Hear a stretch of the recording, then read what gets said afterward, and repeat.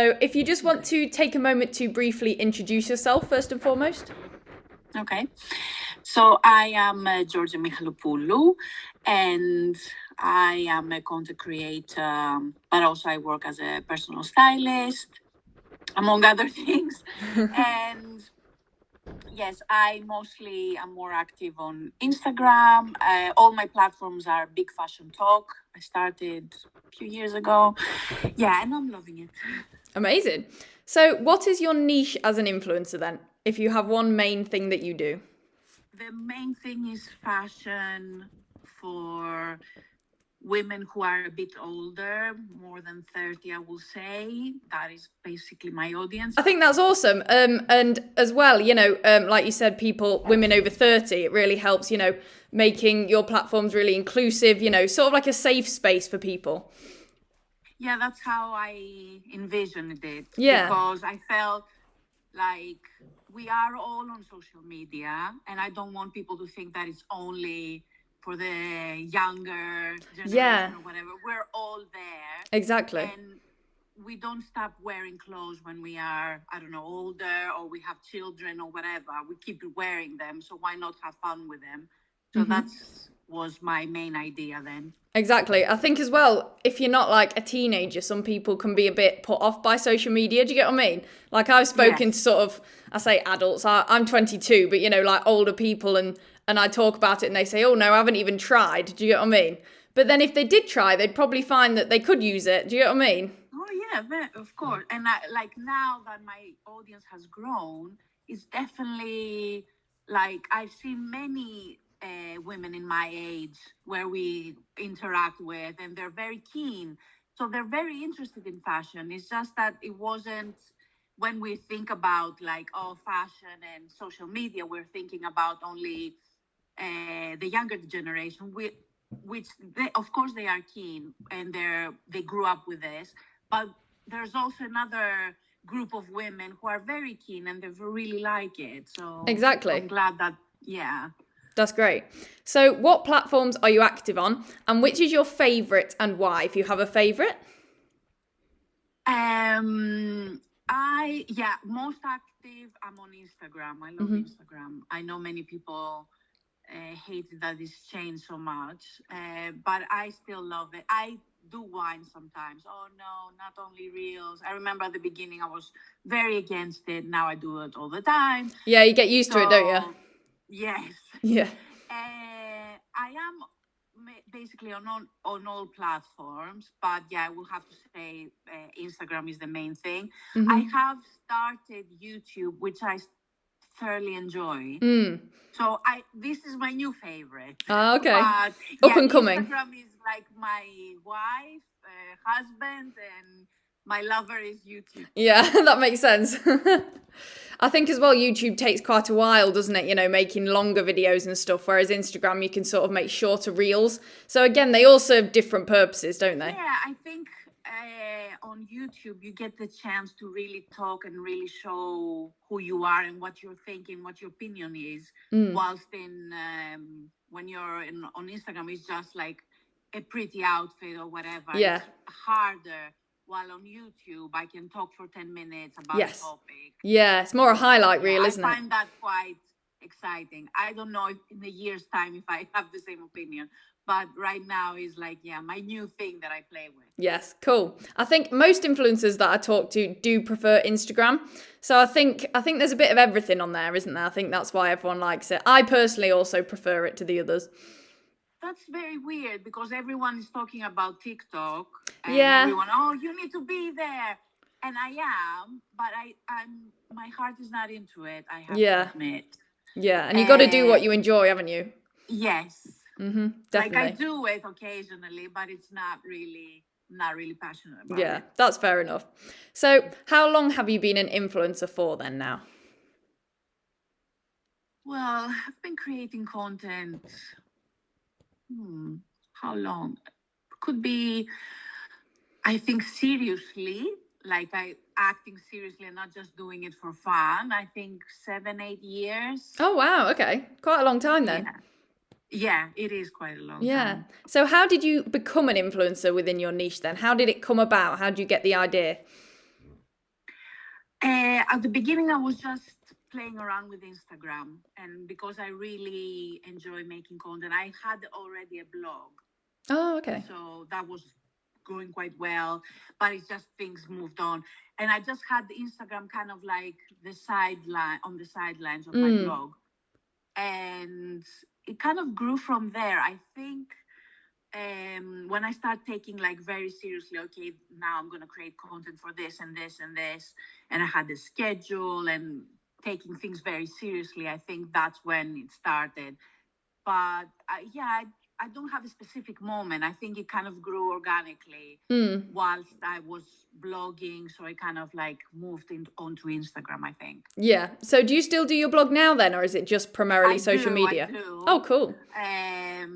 Yeah, I do. I kind of try sometimes when I upload something on YouTube and Instagram, kind of have the same topic all throughout. Yes, yeah, Doesn't keep work consistent. Every time. But yeah, I try to do that. I do. It's just not as often as used to. Yes, I but suppose. I do I have like in mind once a month or twice a month that I will upload something. Yeah, I suppose again it takes longer to write a post, doesn't it, than uploading to social media, but that's awesome. Yeah. It's good to have that variety as well. So, because some people probably prefer videos, some photos, some reading. So there's a bit for everyone. Yeah, I feel I kind of like everything. I was very against video at the beginning. I'm like, oh no way. Yeah. Well, because on photos you have more control. And then I'm like, okay, let's go for it. Why not? We can give it a go. Yeah. So if you could choose one thing then, what do you think the secret to your success is as an influencer? I don't consider myself successful, but thank you for saying that. I think I've been very honest. Like I have never been a confident person, even though it kind of portray like I do show myself quite out there in every platform, but that doesn't mean that I am confident. I do it anyway, even though I'm so fearful of it. And like I see myself, I'm like, oh my God, my big tummy and all of that. Like I criticize and judge myself really harshly. And I kind of say that to people. And I think that is something like, and people have seen it, like, okay, I might wear a beautiful dress and I might put an outfit together and we're all going to be, very happy and look how amazing you are. But that doesn't mean that I don't see it and I'm like, maybe I shouldn't post that. But I do it anyway. Yeah. So I feel that is kind of what people are drawn into. Yeah. So again, you're sort of pushing yourself out of your comfort zone for the greater good in a sense. Do you know what I mean? All the time. Yes. Yeah. Which is really admirable. That's great. Yeah. I don't know how that started. I'm like, I kind of realized, okay, and what if you do post something that it wasn't really okay? You're gonna post something else that it will be better. I think we're too fixated on everything to be perfect. I'm like, yes, exactly. Get it out there. Yeah, perfectionism is not very helpful. No, and it's not happening really. Yes, exactly. And as well, I think a lot of people on social media that follow you will, appreciate sort of the honesty and being relatable as well. I think people may feel bad, a lot of influencers, if they're only posting all the good all the time. Do you get what I mean? Whereas the real ones, I think people really connect with. So that probably helps, I'd say. Yeah. 100%. So what are your current goals as an influencer then? Well, the main thing that I want to do is to take this to be a full-time job, which is not at the moment. It's kind of like part-time income-wise. So that is the main goal. It has been disheartening at times, and I feel, but I kind of had a moment to myself, and I'm like, even if I didn't get any money out of it, would I still do it? And I would. Yes. So I'm kind of thinking I will just keep going and see what happens. Like, even if tomorrow no brand ever contact me again and I will get no money for anything, I will still be doing it. Yes, because you really love it. Enjoy it. So I like, that is the goal, but I'm trying not to be so fixated with it, because then I get I feel very low, and then I Yes. don't want to do content. Yes. And that is not where I want to go. So, Yes. You definitely don't want to make it feel too much like a job, because at the end of the day, it sort of starts as a hobby, doesn't it? And you want to keep that enjoyment, yeah, really. I do want it to be a job, like full time. Yes. But on the other hand, I like, it is a hard thing to do, like being full time. So Yes, definitely. I don't want to put too much pressure on myself. Yes, that is very important. What else do you do as well as the influencing, job-wise? I work as a stylist, Oh, cool. Okay. and I've been in buying for quite some time. Yeah, I worked as a stylist now for the last 5 years. Mm-hmm. And yeah. So that's pretty on brand for you as an influencer as well then, isn't it, really? Cool. It was like very organically happened. It wasn't like I chose to do that. Oh, let's do this. It's just like I always love putting outfits together. I love trying out new beauty products all the time. So I share that. So it's not something that it's not from my everyday life. It is. Yeah, it's never been forced, which is great. So where do you see yourself as an influencer in 5 years' time from now? 5 years' time. Yeah, hopefully I will be doing this as a full-time job and be able to create content and share more of my opinions and the way I'm thinking more. I feel, because when you put an outfit together, you just put an outfit together, but I prefer to kind of talk more. Yes, I don't know, maybe a podcast will help with that. Oh, yes, that would be great. Yeah. So what is your dream brand to work with then? Because obviously you do collaborations now, don't you, with brands? Yes. Yeah, that's a difficult one. There's lots, aren't there? Like having like a luxury one, but luxury ones, even though I see them and admire them, they're not very me in terms of they don't have my size, most of them, that kind of thing. So I would say from luxury brands, only I think Dolce & Gabbana might have my size. So that kind of puts me off, because I would, like, my first thought would be Chanel, but then do they actually have my size? I don't think so. So maybe one day, maybe that's something you need to approach them about. Yeah, make bigger sizes, people. Yeah. I've seen McQueen in the last catwalk they've done. So there are many brands that I love. It's also about what would I like to wear and what would I like to, like, do I want to dress like a Chanel girl? Yeah, that's true. So I think I just take it as it goes. Like, I prefer go more of like high street brands, not like very small ones. Like, it could be Whistles or something like that. But, I don't think I have a dream brand per se. I think there are many brands that I like. Open to everything. Yeah.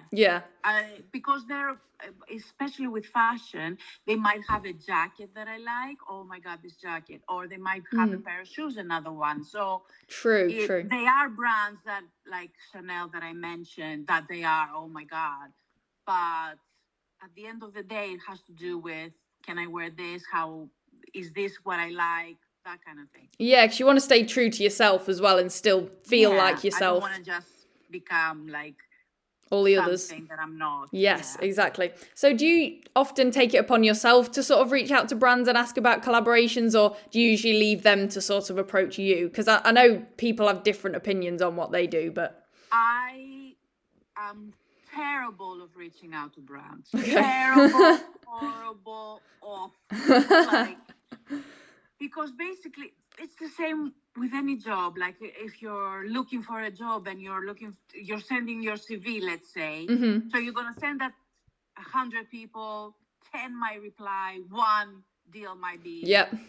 But that process for me is traumatizing. Yeah, it's a long one. Yeah, and I can't, like, when there are 100 people and they don't reply, it's just... So, I'm quite horrible at it. There are some brands that I've reached out because I've seen, they're doing campaigns now. Yeah. and we will fit so good together, and I might reach out, but usually someone will reach out to me, or I will use a third party platform. It depends, but it is, yeah, I'm really horrible at it. I wish I had someone just to Yeah, because it's so time consuming, you know, you'd rather be spending that time actually making content, really, wouldn't you? I think mentally it Yeah. affects me really Repetitive. badly. So it's not just the time, of course it's the time, but mentally it's like something so consuming to me. Like, why they don't reply? What have I done wrong? What this or that? So that is, I prefer someone else would do Yeah, it. it kind of makes you doubt yourself a little bit, doesn't it? All the Yeah. time. Yeah. So yeah, it's not good for me. Yeah, I get that. So, what is your best piece of advice for those wanting to become or grow as an influencer within your niche? Advice. Yeah, you really need to enjoy doing it. And you really need to understand.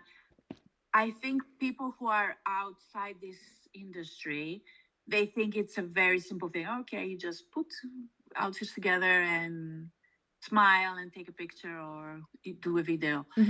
That is part of it, but also it's like quite hard work. You need to schedule everything, know where everything goes, have a lot of admin, emails back and forth. There's a lot more to it than people think, isn't there? Deliveries that they need to come in and put outfits together. Like, even for me, after I do like because I batch content, like I do it for one day, all of it, and then I have to tidy up everything. Yes, yeah. Oh, no, that makes sense. God. Yeah. So that kind of thing, that people need to know what they're getting into. Yes. It's fine if they're doing it just for fun, of course. That's what social media are for. But if they really feel, oh yeah, I love that and I would like to do it like as a job, it kind of involves other things, not just the fun part. Yes, definitely. Especially if you want to sort of make income from it, do you know what I mean? Then you have to follow brand guidelines and stuff like that. Gifting part, like if you're creating nice content and you're enjoying it, you're gonna get gifts. But if that's not what the main goal is, you need to put way more hard work into it. So yes, I feel definitely. Like even me, I've been doing it for a long time, and now I kind of get a sort of income, but it's not where I want to be. Yeah. So it is hard work. Yes. And the editing as well. So like for videos and reels, like it'd probably take you not that long to film it, but then editing. Everyone, I find replying comments and DMs and all of that, like it is time consuming. It will take me at least an hour a day to kind of be up to date. So it's not just I posted something and people will go wild. You need to interact with everyone. Otherwise they will lose interest. There's so many people out there. Yeah, so very important to be realistic. Yeah. So I'm going to throw in a bonus question at the end. Okay. So you haven't seen this.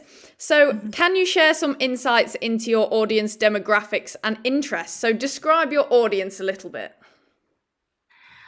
Yeah, as I said, my audience is, I would say, 30 plus, 35 plus. They're very into fashion, which I didn't expect it when I was starting it. I think they're even more into fashion than the younger generation that I see. They're less interested in the fantastic content of how you take the video, or they're interested of how do you put things together, like really the core of what you're interesting, doing. Yeah, I've seen that a lot. Yeah, I think most of it are women, around, I think 80% is women. Most of them are from the UK. Some of them are from other countries as well, like US, and weirdly, I have many from Brazil. Oh, really? Oh, interesting. Yeah. So a bit of a variety. Yes. But yeah, mostly are UK. They're either moms, many of them, or women who are very interested in fashion and culture and stuff like that. Amazing. Sounds like you've got a nice little close-knit community going on there. Yeah, I'm really happy about that. Like there are certain like accounts which I've never met them, but I've seen them on a daily Yeah. basis, what they're doing and all of that, and we kind of exchange DMs or whatever, or comments. It has been such a positive experience. I've Yeah. never had a negative experience. I had on TikTok negative experience, but not Oh, on really? Instagram. Yeah, kind of like, oh, that's horrible. Which is Oh, fine. okay, yeah. Not everyone needs to like what I put together. Yeah. So just your usual internet trolls, you know, which you're But bound to get, I suppose. why did you have to say it though and share it with the world? I know. It's strange, but Why? you're always going to get it, aren't you? Yeah, but it's surprising to me because I don't have that experience on Instagram at all. Yeah, I might have many who DM me and like to be my sugar daddy and stuff like that. Oh, yes. Lots of those. I mean, I would have been a millionaire by now if I took all this offer. Yeah, that's so true. Yeah. But other than that, I haven't had a bad experience. It has been quite positive. Yeah, that's really good. And I think as well as an influencer, you just got to learn to sort of brush those negative comments off, haven't you? At the end of the day. Yeah. It's not really, it's not helpful. Like, yeah, you're not going to like everything that I do. Yeah. The outfits I put together. But why do you have to share your opinion with me? I don't know. Yeah, so just keep it to yourself. Yeah, why you will say it's horrible. You might say, oh, I don't like this skirt. I don't feel like it's go together. Like that would be more something that we can discuss. Yeah. But when we say, that's horrible. Yeah. Okay, bye. And fashion as well is such a taste thing, isn't it? Like not everyone likes the same fashion and that's the fun of it. Like you wouldn't want to. So but they are like many influencers that I follow who are not my style at all. But I really like what they're doing. I see it, I'm like, they are creating great content and they're very true to their style. Me, again, I'm not. Like, it doesn't mean that I have to do what they're doing or vice versa, or I have to like everything that they're doing for me to kind of like, I really like their work in general. Like, there are many influencers that minimalist and they're more neutral palettes and stuff, and I'm full of color. That doesn't mean that I don't like what they're doing. Exactly. It's not my style. You can still appreciate what they're doing without thinking, oh yes, I will wear that. Yeah, and it's not just fashion accounts, like interiors or it's so many, like mom influencers who are talking about our kids, and I feel like, oh yes, that happened to me then, and all of that. So I find like there's space for everyone. Yes, absolutely.